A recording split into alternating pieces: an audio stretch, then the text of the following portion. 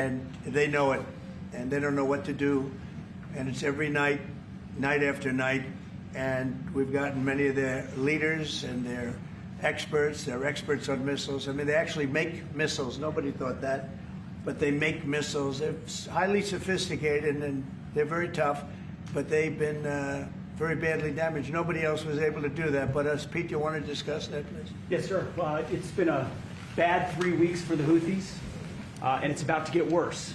It's been a devastating campaign, whether it's underground facilities, weapons manufacturing, bunkers, troops in the open, air defense assets. We are not going to relent, and it's only to get more unrelenting until the Houthis declare they will stop shooting at our ships. And we've been very clear at the Iranians as well.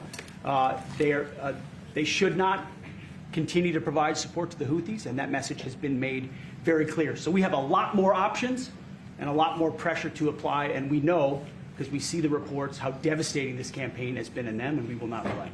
We have a great military. There's no military like our military, and despite Biden having given a lot, but nevertheless a pretty small piece, but it was a lot of our military away in Afghanistan, and one of the dumbest situations, I think, and maybe the most embarrassing situation we've ever been involved in, that short period of time in Afghanistan.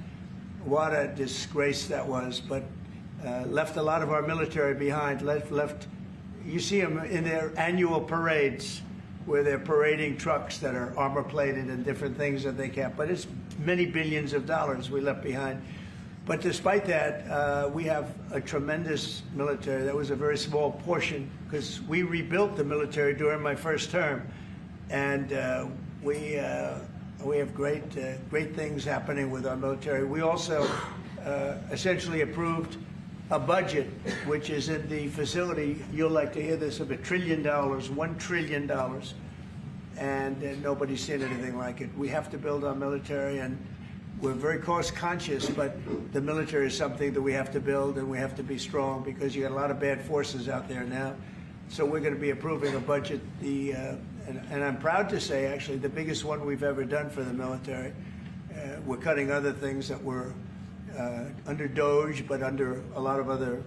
When you look at a woman getting $2 billion for environmental, and it had nothing to do with environmental, and they had $100 in the bank, and they give her $2 billion. Many of those cases, all that stuff is going to be cut out. But we are getting a very, very powerful military. We have things under order now, the likes of which we've never had before. We've never had the kind of aircraft, the kind of missiles, anything that we have ordered. And it's in many ways too bad that we have to do it, because hopefully we're not going to have to use it. But the military is very, very powerful, and it's going to remain that way. How do you, Mr. President, deal, please. Yes, please. Thank you, Mr. President. I want to ask you about Iran, because this is the first time we hear that the U.S. is having a direct contact with the Iranians. Is it possible to give us some more information at what level the U.S. is represented? High level, very high level. And we're dealing with the Iranians. We have a very big meeting on Saturday, and we're dealing with them directly. You know, a lot of people say, oh, maybe you're going through surrogates or you're not dealing directly, you're dealing through other countries. No, we're dealing with them directly, and maybe a deal is going to be made. That'll be great. It'll be really great for Iran, I can tell you that.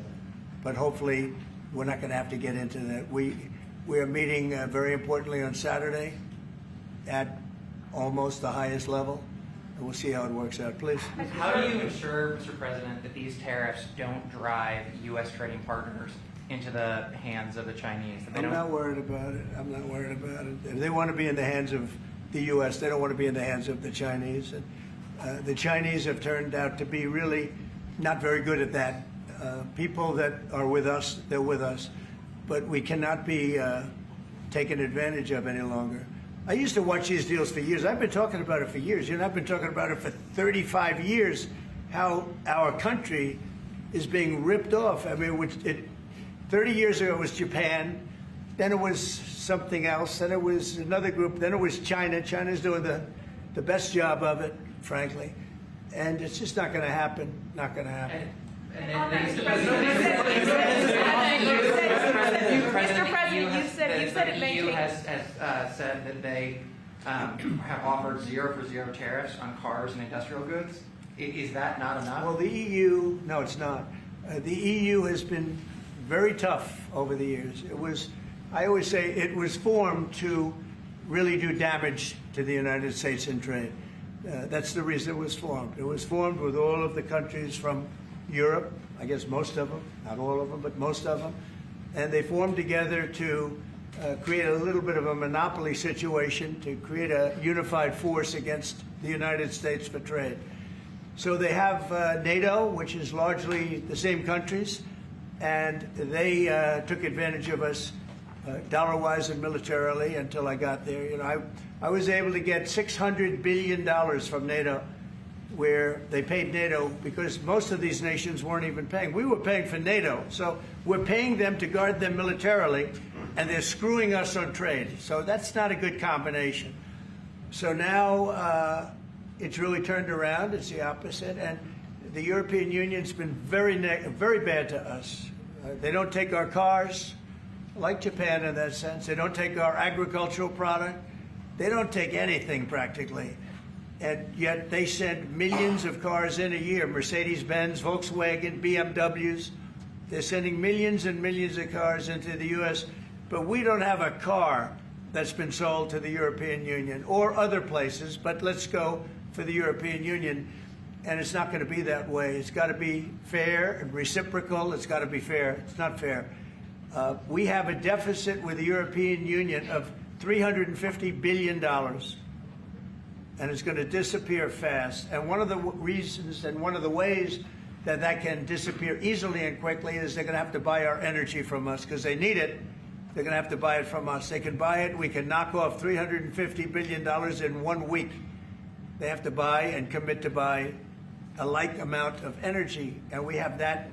You know, we have more energy than any country in the world. I don't know if you know that. He knows everything, but the one thing he may not know, we have more energy than any country in the world. We have more of every kind of energy, every form of energy, from oil and gas to coal. And people talk about, I call it beautiful, clean coal.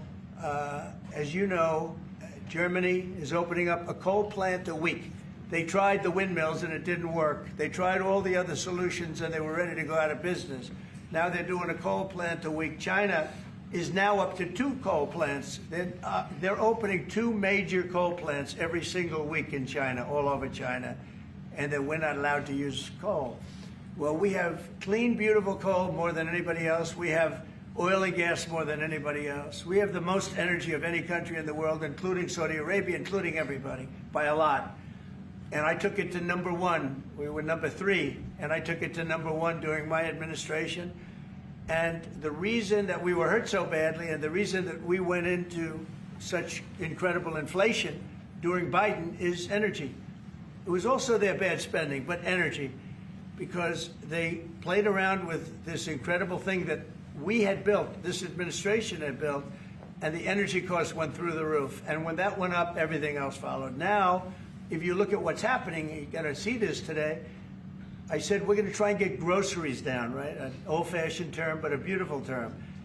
Eggs. So when I got in, the press went absolutely crazy the first week. They said, eggs have quadrupled in price. I said, I just got here. Tell me about it. And Brooke Rollins and our team did a great job, and eggs are down now 79%, and they're all over the place. And this was a problem that somebody else would have taken a long time to cure. We have energy is down. We have interest rates are down. We have groceries, meaning food is down. We have everything is down at levels that nobody ever thought possible. Energy looks like it's going to be in the $2.50 a gallon range and maybe below that for a car, so for gasoline. So we're really doing amazing. I mean, we're cutting prices because prices got so high, people couldn't live. I mean, the prices for groceries, the prices for standard groceries, standard things were going through the roof. They couldn't live. And now those prices are coming down. So call them groceries, but that's down, energy's down, and interest rates are down. Everything's down.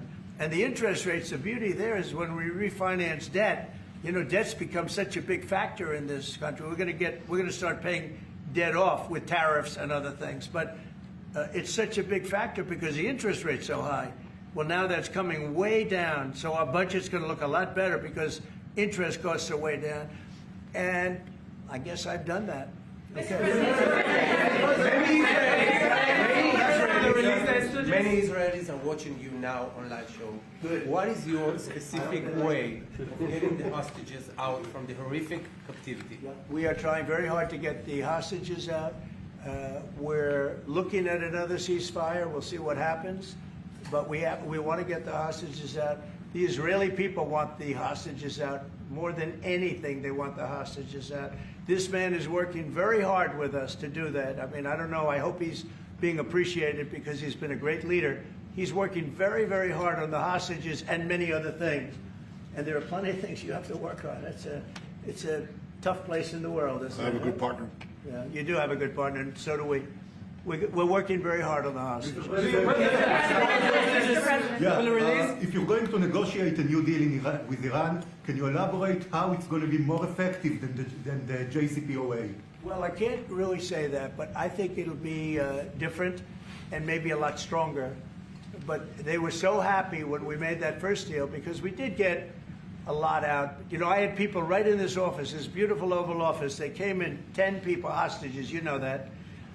And I said to them, so how was it? And the stories they told me, I mean, as an example, I said to them, was there any sign of love? You were there, 10 people. It's only 10, but it's pretty representative.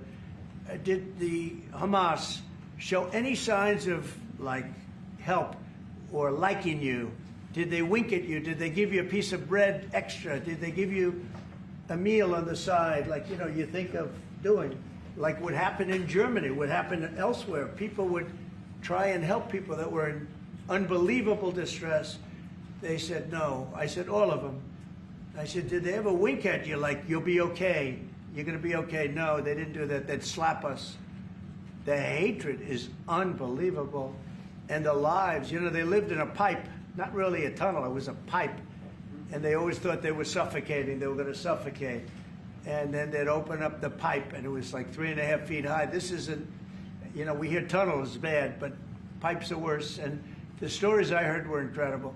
But I just said, was there any sign of potential love or affection? And there were none whatsoever. It was amazing to me. There was nothing like, here, take this, it's a little extra meal or something. They lived like hell. I don't know. They seemed to be, they were amazing to me because they seemed to be pretty normal. They weren't scarred, but I guarantee underneath they have to be scarred. And one was there for 356 days. Another was there for about 180 days, you know, a long time. These are people that have been really, really horribly treated. I've never seen anything like it, actually. I was very surprised to hear the answer. Thank you, Mr. President. Are there 2 or 3 countries that are on your list that you feel are farther along in getting their tariffs lowered? I think there are many that want to get rid of tariffs right now.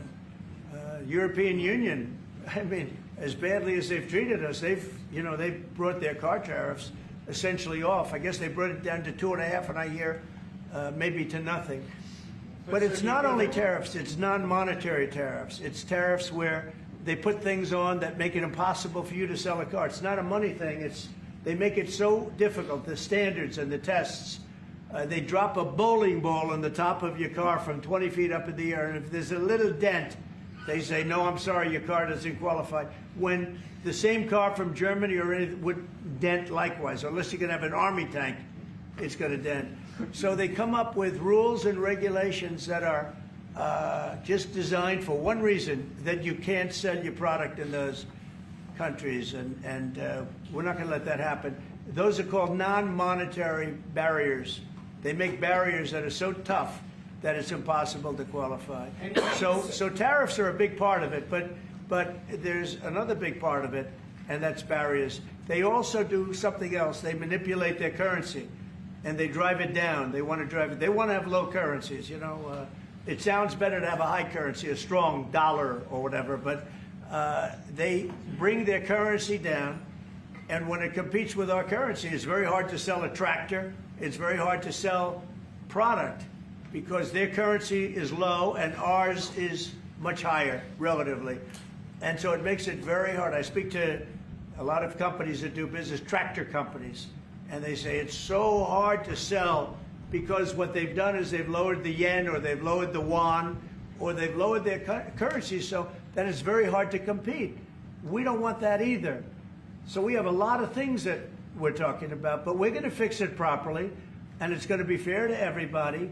And in the end, I think we're going to have a world that does a lot better, you know, but they have to respect the United States. And nobody but me would do this. Nobody but me would do this. You know, it would be nice to serve, a nice, easy term.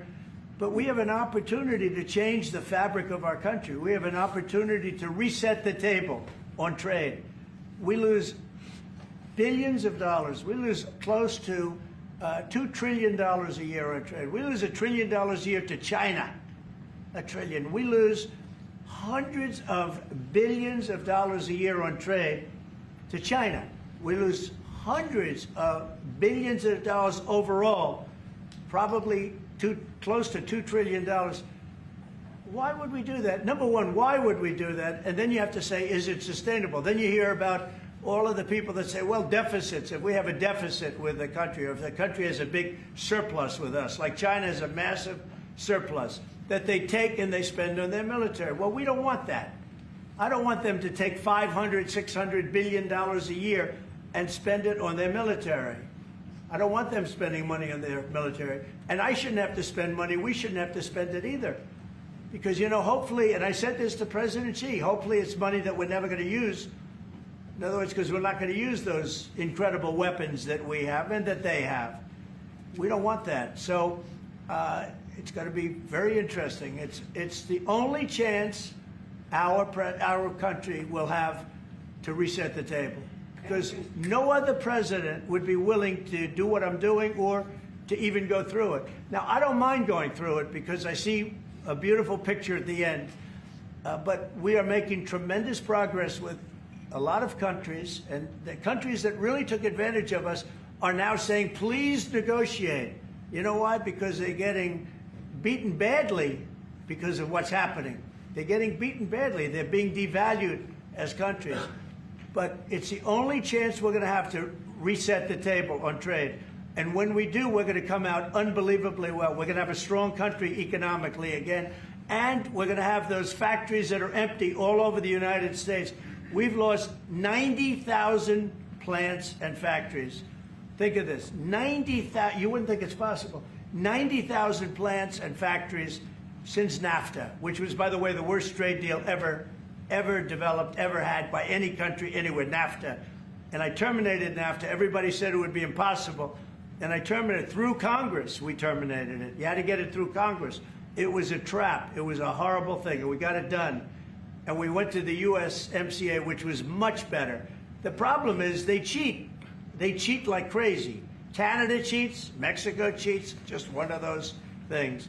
But we are resetting a table, and we're going to have great trade, and we're going to have a very strong country. Our country is going to be at a level that has maybe never been, or maybe, you know, our country was the strongest, believe it or not, from 1870 to 1913. You know why? It was all tariff-based. We had no income tax. Then in 1913, some genius came up with the idea of let's charge the people of our country, not foreign countries that are ripping off our country. And the country was never that kind of wealth. We had so much wealth, we didn't know what to do with our money. We had meetings, we had committees, and these committees worked tirelessly to study one subject. We have so much money. What are we going to do with it? Who are we going to give it to? And I hope we're going to be in that position again.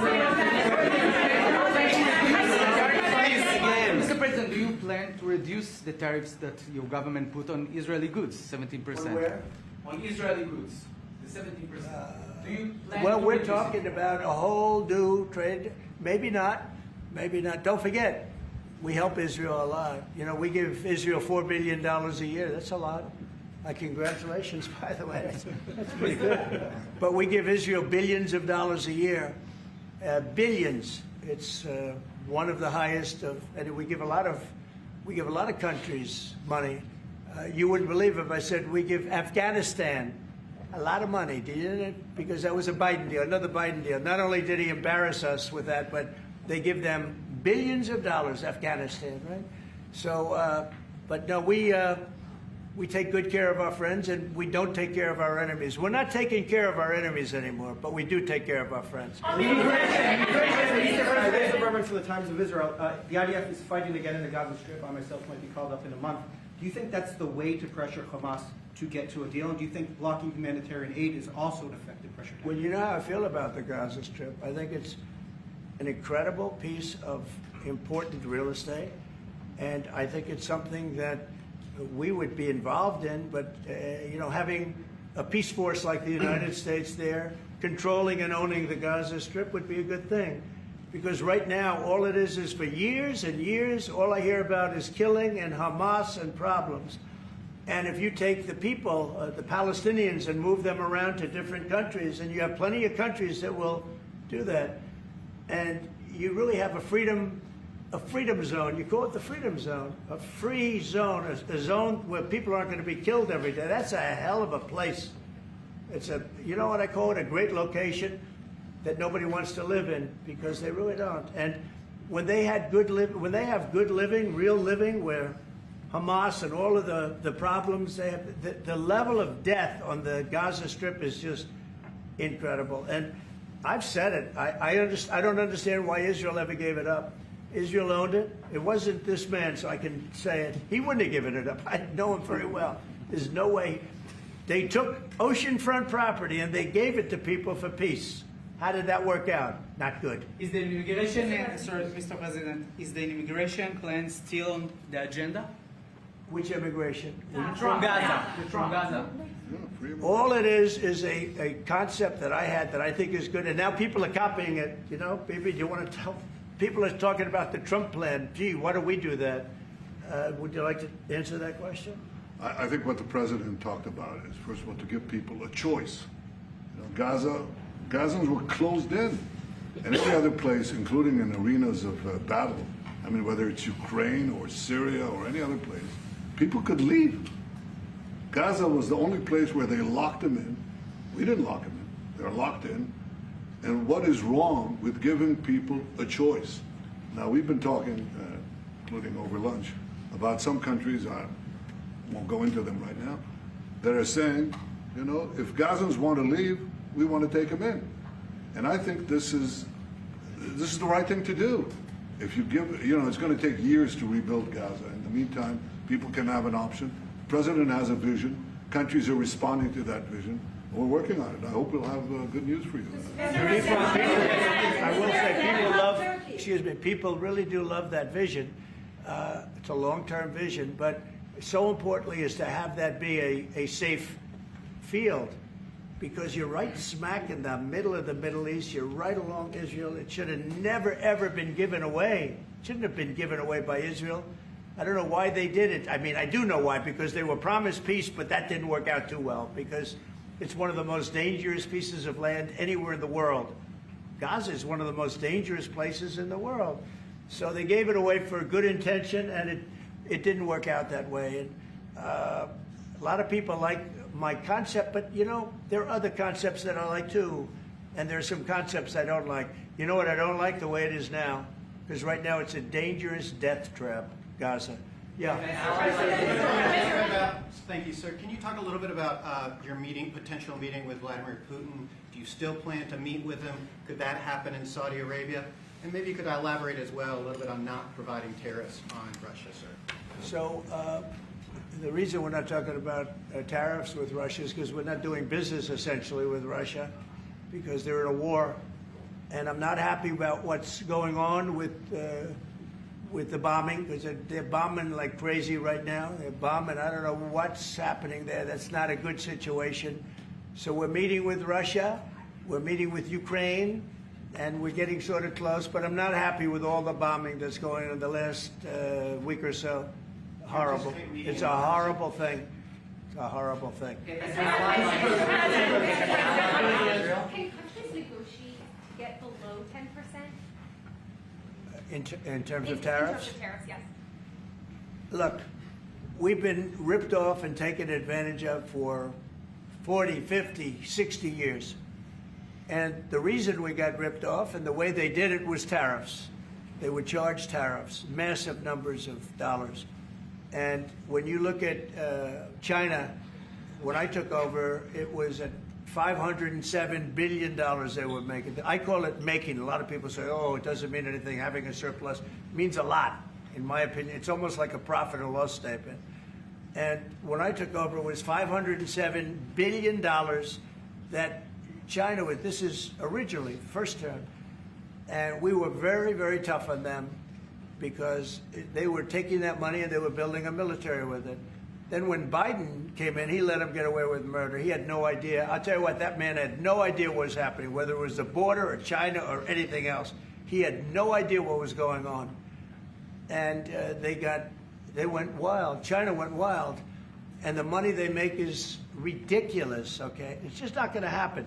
And hopefully we'll get along with China. If we do, that's great. And if we don't, that's okay too. But we can't let that continue because that's an abuse. They abused the poor people that sat in the seat. That poor Biden, he was abused by them. They took advantage of him. And I'm surprised, you know, they have smart people. They were radical left lunatics, but they're smart. I'm surprised they'd allow that to take, you know, to happen.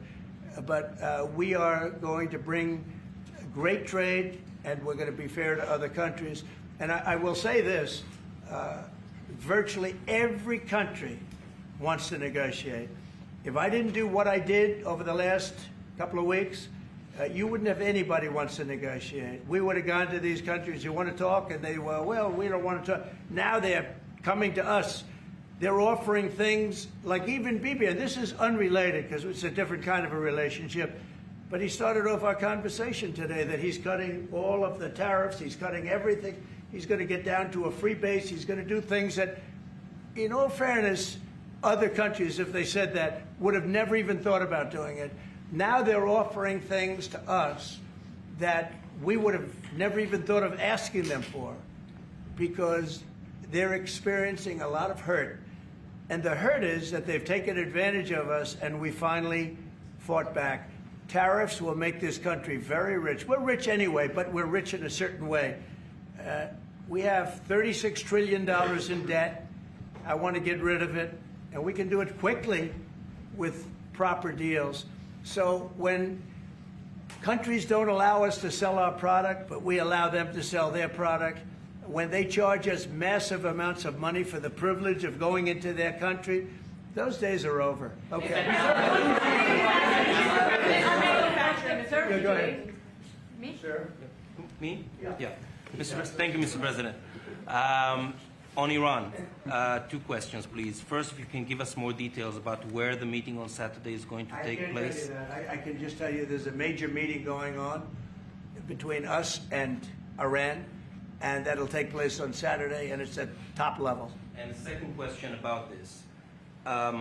A lot of people think that those talks are not going to lead anywhere because the Iranians will never give up. Sure. I think that's a possibility too. If diplomacy fails, is the United States, under your leadership, ready to take military action to destroy the Iranian nuclear program and remove this threat? I think if the talks aren't successful with Iran, I think Iran is going to be in great danger. And I hate to say it, great danger, because they can't have a nuclear weapon. So is that a yes? You know, it's not a complicated formula. Iran cannot have a nuclear weapon. That's all there is. So Can't have it. Right now we have countries that have nuclear power that shouldn't have it, but I'm sure we'll be able to negotiate out of that too as part of this later on down the line. But Iran cannot have a nuclear weapon. And if the talks aren't successful, I actually think it'll be a very bad day for Iran if that's the case. Yeah. Mr. President, on manufacturing, Mr. President. Mr. President, was October 7th the death blow of the two-state solution, and would you consider classifying the Palestinian Authority as a terrorist organization for its continued pay-for-slay terror financing payments? So October 7th was a horrible day that some people, they deny it. Now, I can't believe they deny it from the standpoint of it. They do it because they think it's good politically. But October, I've seen the tapes. I've seen things that you don't want to see. October 7th was a horrible day, and it will go down as one of the really bad days in the history of the world. It was a horrible, horrible thing that happened, and they grabbed some of these people. I'll give you an example. When I was with the 10 hostages a few weeks ago, I said, so how many are there? 59. I said, oh, so 59, so we can get 59. They sort of knew the territory pretty good. And I said, how are they doing? They said, well, only 24 are living, the rest are dead. And these are young people largely. Young people don't die. You know, young people have an amazing ability to live. They can live through horrible things. But these are young people. And when they said that 24 are living and the rest are dead. And you know, I've had parents come up, Israeli parents largely. We have some Americans, and I guess we have one left. Alex, we have the one left. But I've had Israeli parents come up to me at events and say, my son is there. I said, well, how's he doing? Well, he's dead. But would you do me the biggest favor ever? Could you bring his body back home? They talked about a young dead boy and a young dead girl like they were living. And that could have something to do with religion. That could have something to do with, I guess maybe any parent would be, but I was surprised. They said, sir, my son is dead. It is just as important to bring that body back home. I asked that question as if he were alive. So you have a lot of them dead, and we'll be able to bring them back. But it's a horrible thing that's happened. These are largely young people. Some old ones too, frankly.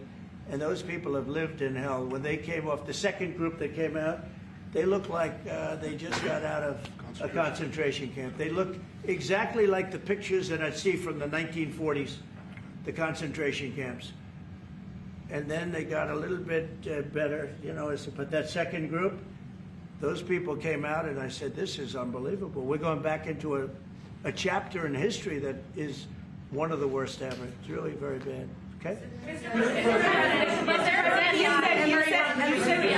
President, thank you. You've said it could take 2 years to get American manufacturing fully up to speed in response to these tariffs. What happens in the meantime? Should Americans be prepared potentially for years? Yeah, I'll tell you what happens.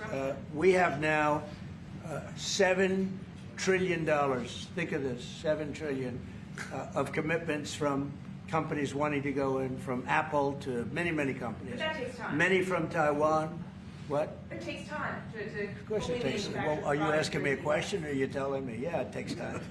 You know, you got to build a thing called a factory. You have to build your energy. You have to do a lot of things. I'm giving them energy. You know, we're going to let them build their own power plants. They'll be their own. Essentially, they're going to be in charge of the power plant because our power is not reliable enough. You have a grid that's old and susceptible to a lot of things, including bombing and weather and a lot of other things. And we're going to give them record timing in terms of approvals of electric plants. Most of them want to build electric plants. We need massive amounts of electricity if we're going to compete with China and others. And interestingly, we're way ahead right now in the AI race with China. But the way we lose that race is if we can't give them electric. But we have more plants being built. We have everything. We're doing so great. And we want to keep it that way. And tariffs will be an important part of it. But one of the other things, Lee Zeldin's doing a fantastic job, head of environmental protection. And he's doing very rapid approvals for people to get, for big companies that are going to build a plant that's going to cost billions of dollars. And we're going to get them their approvals. They have to be environmentally perfect, everything good, but they're going to be in record time, a matter of months versus a matter of many, many years. Okay? But in the meantime, Lisa Rosowski from Haaretz. Turkey claims it will stabilize the situation in Syria. Turkey? Yeah.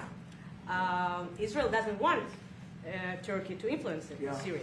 What do you think? Do you think Turkey's influence in Syria can actually make it a better, more peaceful country, or vice versa? Well, I have great relations with a man named Erdogan. Have you heard of him? Yeah. And I happen to like him, and he likes me, and I know the press will get very angry. He likes Erdogan, but I do, and he likes me, and we've never had a problem, and we've gone through a lot, and we've never had a problem. We've always gotten As you remember, we got our minister back from Turkey. You remember that? And this was a big deal at the time. And we got him back. And I told the prime minister, I said, just, Bibi, if you have a problem with Turkey, I really think I'm going to be able to work it out. You know, I have a very, very good relationship with Turkey and with their leader. And I think we'll be able to work it out. So I hope that's not going to be a problem. I don't think it will be a problem. Now, with that being said, I believe it was Turkey, and I said that to him. I said it. I said, congratulations. You've done what nobody's been able to do in 2,000 years. You've taken over Syria with different names, but same thing. I said, you've taken it over. He's taken it over through surrogates. He goes, no, it was not me. I said, it was you. But that's okay. You don't have to say, well, sort of maybe it was me. Okay. But what he did, look, he's a tough guy and he's very smart. And he did something that nobody was able to do. You know, you got to hand it to him. Any problem that you have with Turkey, I think I can solve. I mean, as long as you're reasonable. You have to be reasonable. We have to be reasonable. Thank you very much, everybody. Thank you, press. Head out. Head out, press. Thank you. Thank you. Head out that door. Head out still. Through the corridor. Straight to where we came in. Thank you, press. Thanks, guys. Thank you, everyone. Can you go out the door? Keep going.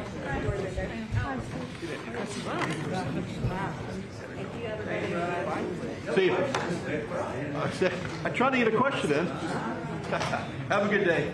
Thanks, guys. Keep going. Keep going. Thank you. Next time in Israel. Thank you all.